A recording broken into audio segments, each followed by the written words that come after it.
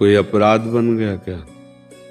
श्री हरिवंश गुरुदेव भगवान, जैसे पहले जो लगन तत्परता थी इसीलिए हम पूछ रहे, कोई अपराध बन गया क्या?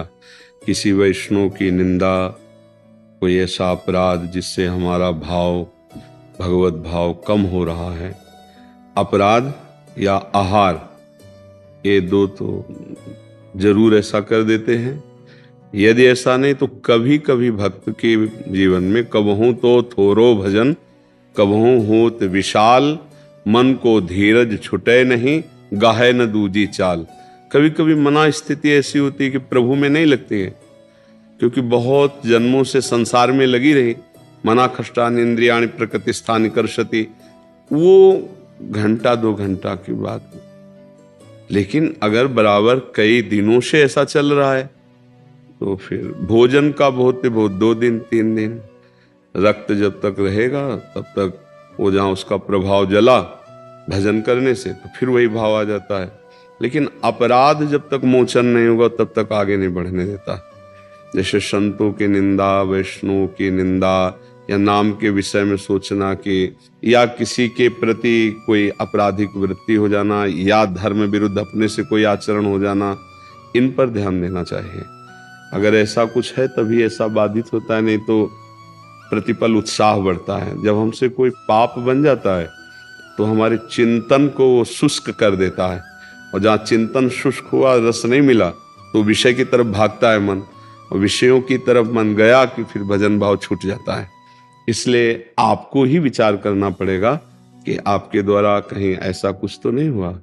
जैसे कल ही एकांतिक के बाद एक सज्जन खड़े हुए और रोने लगे कि जब आपका सत्संग सुना तो हमारे सब जीवन सुधरा और बहुत आध्यात्मिक रुचि बढ़ने लगी।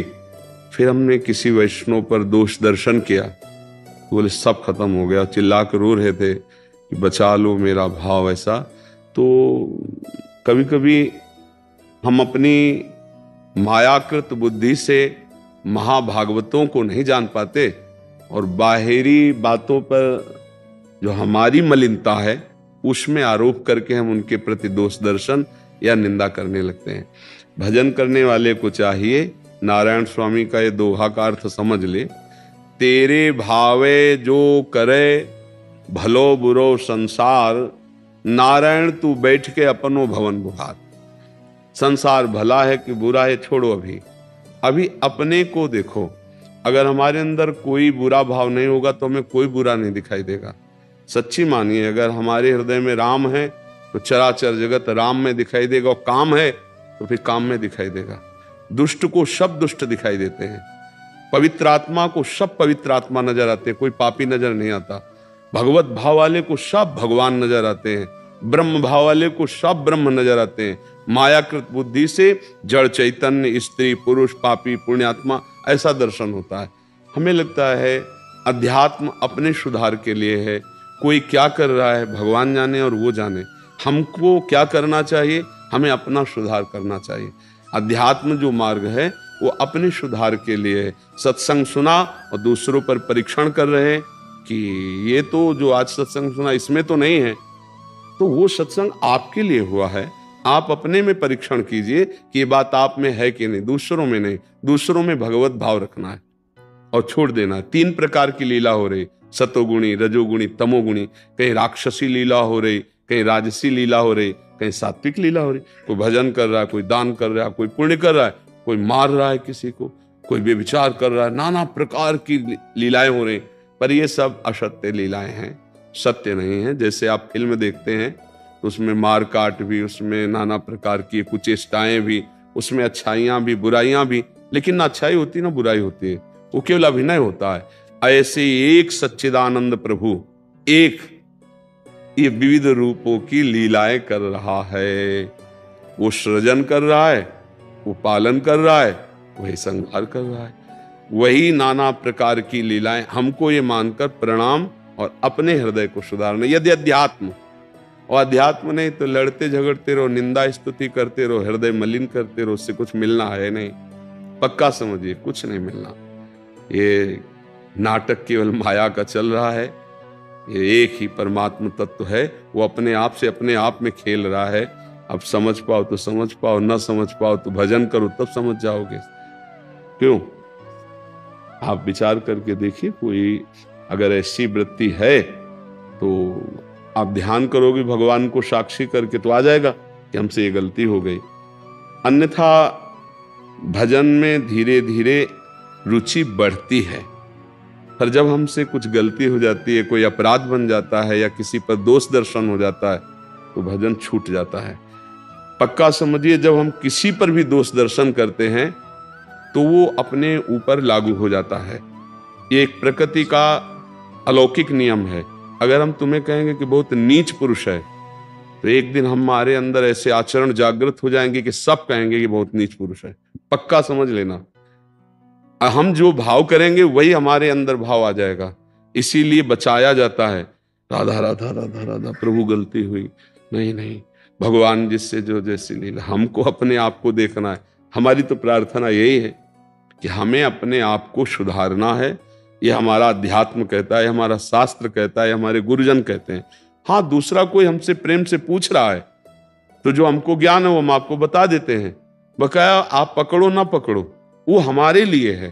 स्वांता सुखाय तुलसी रघुनाथ गाथा, ये हम आत्म सुख के लिए ज्ञान प्राप्त किए हैं, दूसरों पर दोष दर्शन करने के लिए नहीं कि ये तो पापी है, ये पुण्यात्मा है, ये नीच है, ये अदम। नहीं नहीं, हम अपनी दृष्टि पावन करने के लिए सब मेरे भगवान हैं, ये देखने के लिए साधना किए, ये देखने के लिए हम उपासना मार्ग में आए। तो इसके बिना शांति नहीं मिलेगी। हमारा कहीं राग हो जाएगा, कहीं द्वेष हो जाएगा, किसी के गुण देखेंगे, किसी के दोष देखेंगे, और यही जगत में अशांति का कारण बन रहा है। कोई मित्र बन जाता है, कोई शत्रु बन जाता है। और आनंद अगर प्राप्त करना है तो न मित्र बनाना, न शत्रु बनाना है, सब में भगवत भाव रखना है। तेरे भावे जो करो, तुम्हें जो भावे सो करो, जो भगवान रचे हैं वो तुम भोगो। हमें जो मार्ग, हमें संत संग मिला, शास्त्र स्वाध्याय मिला, अब हम नहीं भटकेंगे, अब हम भगवत मार्ग में चलेंगे। तो भोजन से 1-2 दिन तक भजन में विक्षेप पड़ता है। अगर बहुत गंदा हो गया तो 15 दिन भी लग जाए। और अपराध से जब तक वो अपराध मोचन नहीं होगा तब तक भजन रुका रहेगा। इसीलिए भक्तन के अपराध से डरपो, ऐसा वाणी जी में लिखा है। भक्तन निंदा अति बुरी भूल करे जिन कोय, किए सुकृत बहुजन्म के छिन में डारे कोय।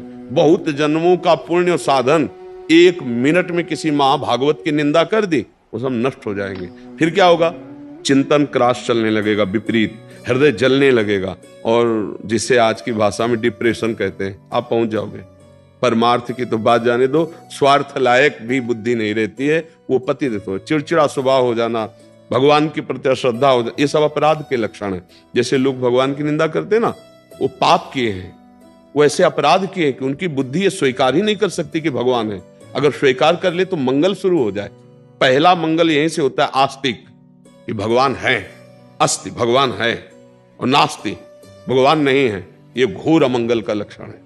यहीं से दुर्गति प्रारंभ होगी, क्योंकि बहुत पाप हो गया है, हृदय मलिन हो गया, तो भगवान की भी अस्वीकृति हो गई। स्वीकृति में कम से कम इतना तो रहता है कि एक रास्ता बचा रहता है कि मैं बहुत नीच हूं, पामर हूं, प्रभु आप मुझे बचा लो।